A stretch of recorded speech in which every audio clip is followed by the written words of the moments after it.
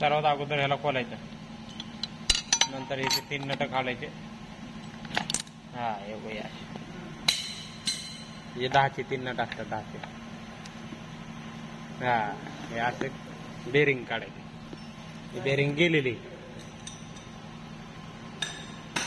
Ertiga petrol आहे.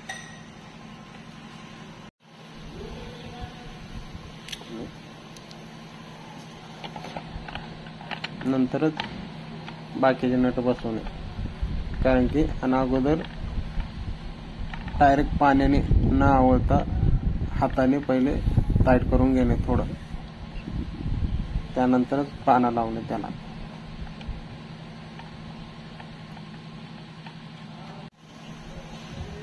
Ertiga petrol clutch bearing.